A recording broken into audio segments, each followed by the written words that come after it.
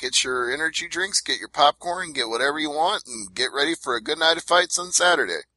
Now, it does mean that the Fight Pass prelims are a tad early, 4 p.m. Eastern, 1 Pacific, so 3 Central, I believe. That sounds right. So on the Fight Pass prelims, Chad Laprise is your headliner there.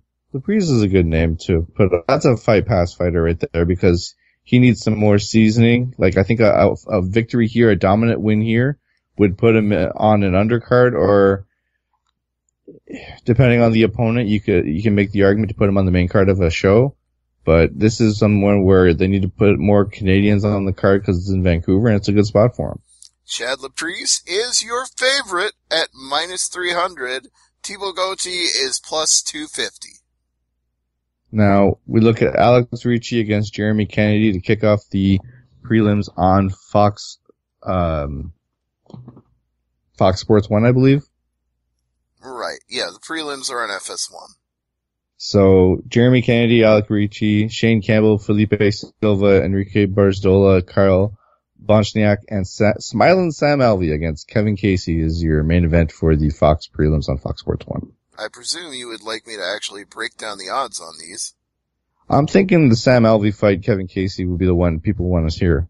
Well, why don't I just run down all of them so people can make their own judgments which ones they really care about, but I'm just going to give you the whole rundown of all of them. So, okay.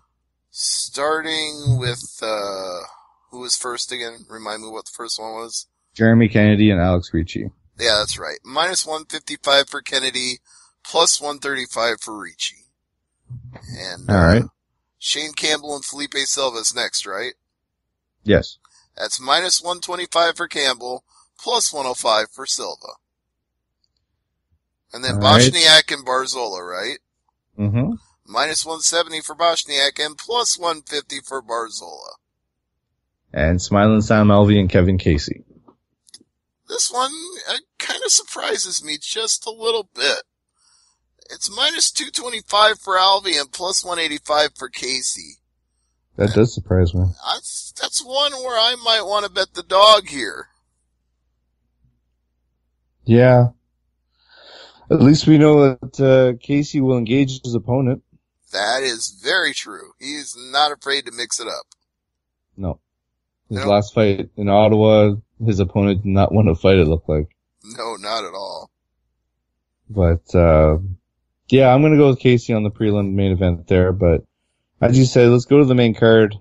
Joe Lauzon and Jim Miller. That's right. Fighting Miller brothers.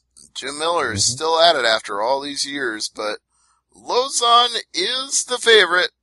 It's pretty narrow. -145, +125 for Miller. Who do you like in this one, Peter? I like Lauzon in this one, actually. I think Lauzon can finish him. Mm-hmm. What do the odds say? I just told you what the odds said. Oh, sorry. I'm thinking 2 moves ahead again. You are. Oh, man. Yeah, no, Joe Lauzon, that's the guy I'm going with. Miller,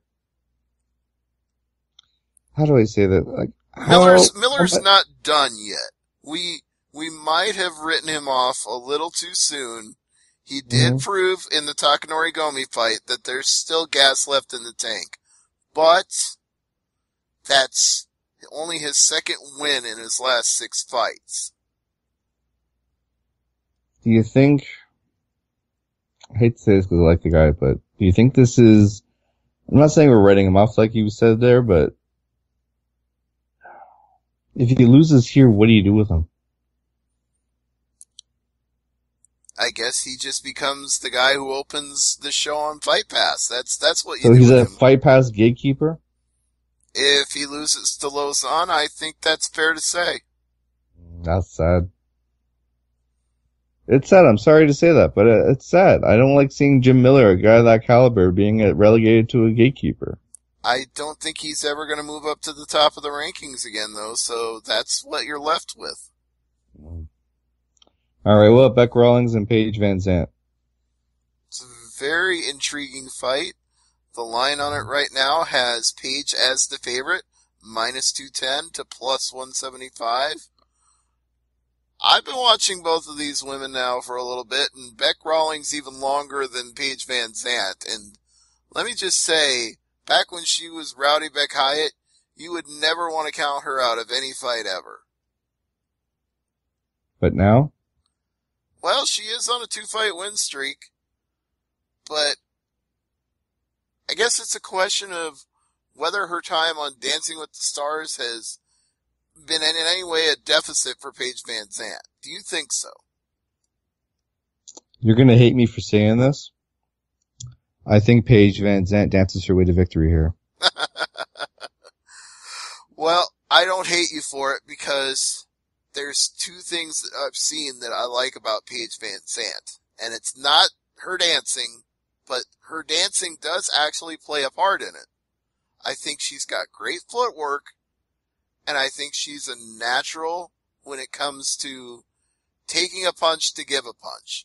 I think she's not afraid to scrap. Even though she's a good-looking young lady, and she is a great fighter, she's not afraid to get her looks messed up if she can go out there and get in a war and win a fight that way. She won't fear mixing it up with Rowdy Beck. She will, not afraid to get her hands dirty if it means getting the W. Yeah. Even though she lost to Rose Namajunas, it took 5 rounds and it was a hell of a fight. Absolutely. All right. And you're picking? Yeah, I'm picking Van Zandt, but this is one of those cautionary tale picks where I say Beck Rawlings with the right punch at the right time could still win. Charles Oliveira against Anthony Showtime Pettis. Well, the odds have Pettis as the minus 175 favorite, Oliveira plus 155 as the dog. But you know what? I'm going with Charles Oliveira here. No. Yeah. I'm going with Showtime. Are you nuts? No, I'm not. Look at the last 3 fights. He lost to Rafael Dos Anjos. He lost to Eddie Alvarez. He lost to Edson Barboza. I'm not saying he didn't go the full length in those fights, because he did. And I'm not saying he isn't still a quality fighter. He is. But I think psychologically, that's getting to him. I think even when you do fight 3 quality fighters in a row, you can't just say, oh, that's great because I'm fighting the best of the best. It's okay if I lose.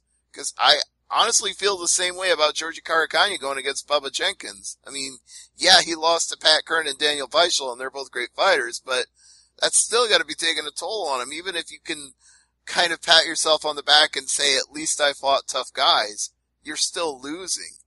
And right now, I think Charles Oliveira is the guy that's primed to come and take advantage of that and knock Anthony Pettis down a few more pegs. So I think Pettis, when it comes to this, it just reeks to me, it smells to me like he needs something to, like a bounce back fight.